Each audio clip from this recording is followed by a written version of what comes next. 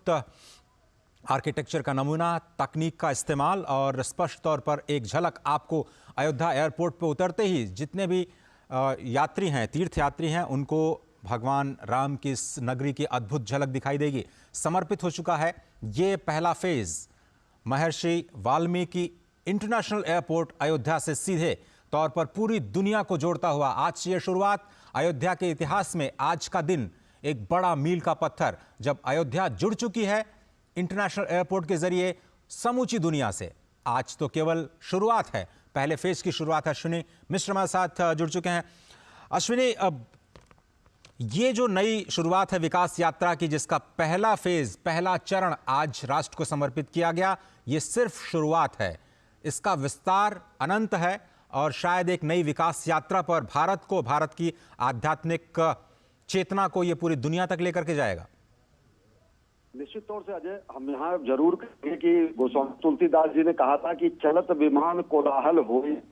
ये केवल लोगों की संकल्पना में, लोगों की कल्पना में था, वो कल्पना साकार होने की स्थिति है। अब श्री राष्ट्रीय हवाई अड्डे के द्वारा हम जोड़ है, यहाँ विमान यहाँ से आवागमन करेंगे अंतर्राष्ट्रीय स्तर के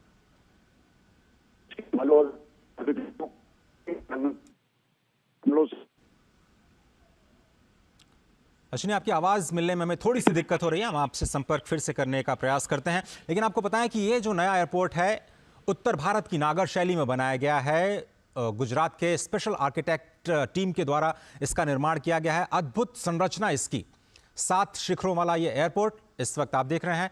नई तस्वीरें आपकी स्क्रीन पर, किस तरह से इसके विस्तार की योजना को अंजाम दिया गया।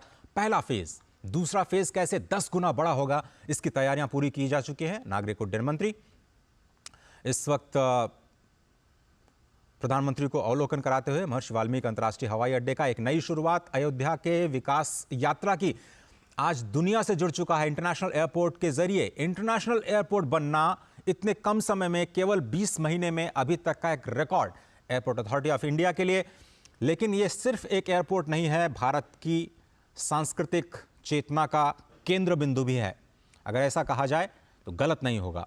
पंचतत्व की पूरी अवधारणा इस पूरे टर्मिनल पर आपको दिखाई देती है। अगर शैली की बात करें तो उत्तर भारत की अद्भुत नागर शैली में मंदिर की संरचना में इस एयरपोर्ट का निर्माण किया गया है। एयरपोर्ट के सामने ही पहुंचते ही आपको विशाल तीर धनुष का एक म्यूरल दिखाई देगा, जो पराक्रम का प्रतीक, कर्म का प्रतीक। रघुवंश की परंपरा में, सूर्यवंश की परंपरा में सभी लोग पराक्रमी रहे, सभी लोग कर्म पे विश्वास करते रहे। त्याग और तपस्या जिनके जीवन का हिस्सा था, धनुष बाण उसी पराक्रम का प्रतीक, और उसको एक म्यूरल के रूप में महर्षि वाल्मीकि इंटरनेशनल हवाई अड्डे के ठीक सामने आप सभी के स्वागत के लिए ये म्यूरल। और नागर शैली में जो पंचतत्व की दैविक पट्टिका है, खंडिका पट्टिका है, द्वारपाल पट्टिका है, कमल दल पट्टिका है, ये पट्टिकाएं आपको भारत के अतीत में ले जाती हुई दिखाई देंगी। अश्विनी हमारे साथ जुड़े हुए हैं। अश्विनी, हम बात कर रहे थे कि ये सिर्फ अवसंरचना नहीं है, बुनियादी ढांचा नहीं है, ये विकास और विरासत को एक साथ साधने की नई कोशिश है। तौर से अजय, अगर देखें तो मैं कह रहा था कि गोस्वामी तुलसीदास जी ने रामचरितमानस में लिखा था कि जब पुष्पक विमान से भगवान श्री राम अयोध्या की तरफ प्रस्थान किए और कहा गया कि चलत विमान कोलाहल होई, वो कल्पना आज फलीभूत हुई है, साकार हुई है। विमानतल का अंतर्राष्ट्रीय हवाई अड्डे का लोकार्पण किया गया है प्रधानमंत्री नरेंद्र मोदी के करकमलों से। अयोध्या धाम आज अंतर्राष्ट्रीय मानचित्र पर, विमानन के मानचित्र पर अंकित हो चुका है, जो कि अयोध्या की गरिमा में एक कहीं ना कहीं अयोध्या के किरीट में एक मणिक समान है, एक मुकुट में कहीं ना कहीं एक रत्न के समान है। और ये अंतर्राष्ट्रीय स्तर के पर्यटकों को, देश भर के श्रद्धालुओं को, सनातन धर्मावलंबियों को एक सुगम आवागमन का साधन तो होगा ही। लेकिन हम एक बात जरूर कहेंगे, कहीं ना कहीं अंग्रेजों के जमाने में छोटी सी हवाई पट्टी बनाई गई थी, जो कि निष्प्रयोज्य हो गई थी, और जहां पर गाय भैंस चरने के अलावा केवल बच्चे खेला कूदा करते थे, गुल्ली डंडा खेलते थे, या फिर कुछ सिरफिरे लोग मोटरसाइकिल से रेस किया करते थे। वो दौर गया, और यहीं जहां पर यह हवाई अड्डा है, यहीं से बगल बीकापुर में एक गांव में एक स्थान माना जाता है पौराणिक मान्यताओं के अनुसार कि पुष्पक विमान वहीं पर उतरा था। यानी कि जो हमारे त्रेता युग के बाद आज कलयुग में वह दिन आया है जब यहाँ पर विमान के आवागमन की सुविधा सभी लोगों को नागरिक उड्डयन के लिहाज से अगर देखें तो यहाँ पर लोगों को हासिल हो रही है। आमजन सुलभ तरीके से यहाँ से जुड़ सकेंगे और ये केवल एक हवाई अड्डा ही नहीं है। अगर देखें अजय तो पूरे पूर्वांचल के लिए और साथ ही साथ गोरखपुर में हवाई अड्डा है, लेकिन समूचे पूर्वांचल से अगर देखें तो बहुत बड़ी संख्या में लोग यहाँ से विदेश जाते हैं और खासकर खाड़ी देशों में जाते हैं। एक बार कभी लखनऊ से जब शारजाह की फ्लाइट शुरू हुई थी, इस क्षेत्र के लोगों में ऐसा उत्साह मचा था कि बहुत बड़ा काम हुआ। लेकिन अब जब अंतर्राष्ट्रीय हवाई अड्डा अयोध्या में ही होगा, 100-150 किलोमीटर की परिधि में होगा, तो कितनी बड़ी संख्या में लोग देश विदेश जाकर अपने जीविकोपार्जन के लिए और साथ ही साथ अन्य चीजों से जुड़ने के लिए आ सकेंगे।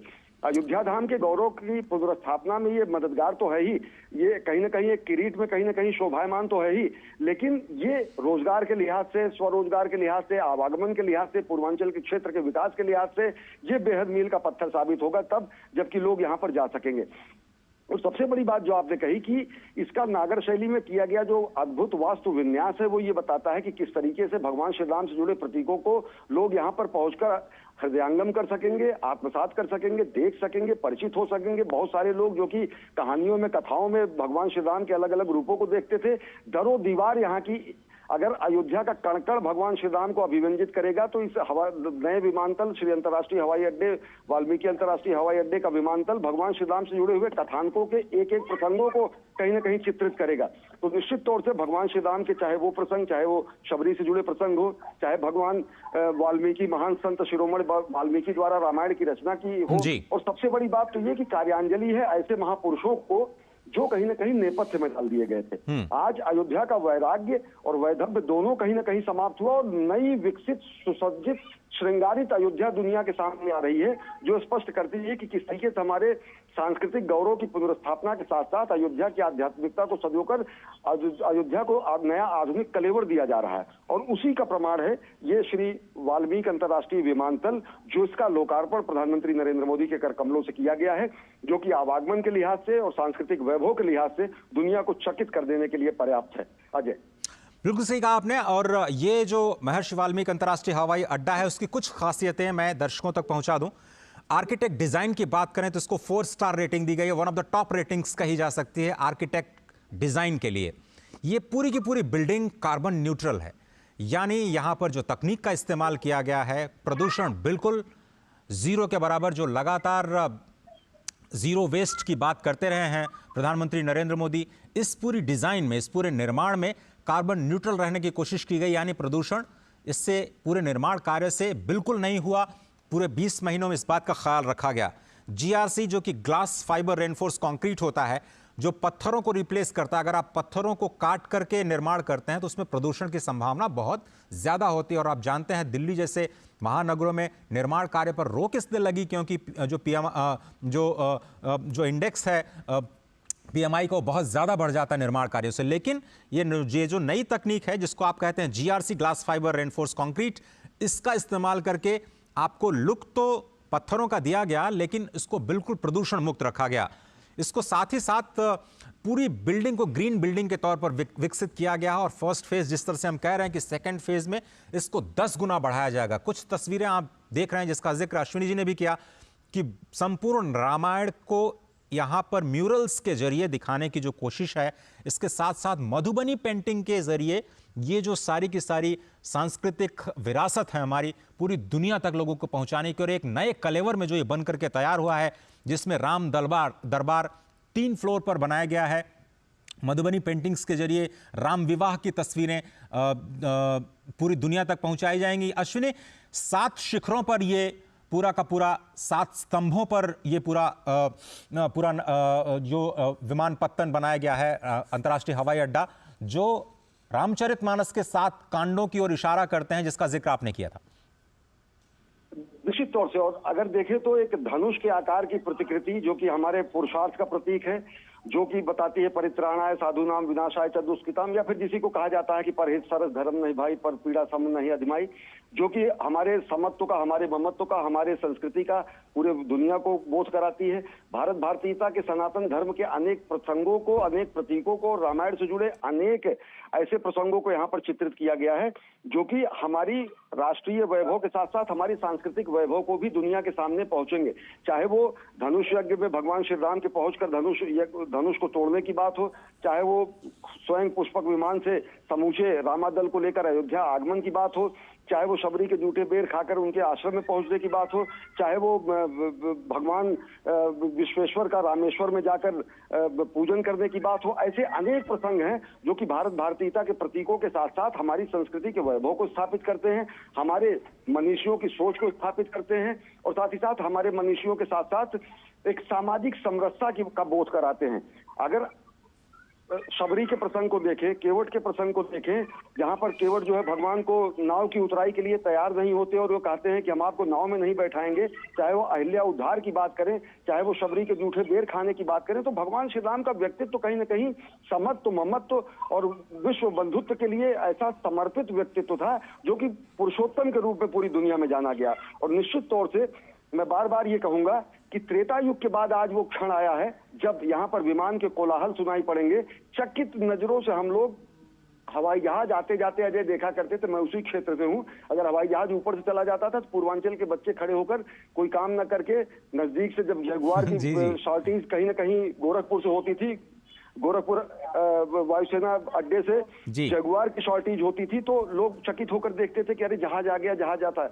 गुम्मी जहाज जिसको कहते हैं, जो एक सफेद रेखा छोड़ती हुई चली जाती थी, उसको हम लोग बचपन में निहारा करते थे तब तक जब तक वो ओझल नहीं हो सकती थी। तो आप सोच सकते हैं कि अगर हम अपनी आंखों से विमान को वहां पर उतरते हुए, आते जाते हुए देखेंगे तो उस समूचे क्षेत्र के लिए कितना ज्यादा ये गौरव का बात होगा। गौरव के साथ साथ आर्थिक उन्नयन की बात होगा, नए अवसर खुलेंगे, नए संभावनाएं खुलेंगी, युवाओं में नया उत्साह भी आएगा। अश्विनी जी, अब तो ऐसा लग रहा है कि जब नया घाट के साथ में जो हवाई पट्टी, जो हेलीपैड बनाया गया है, वहां से तो आप आराम से हेलीकॉप्टर पे बैठ करके 3000 रुपए में संपूर्ण अयोध्या की परिक्रमा भी कर सकते हैं।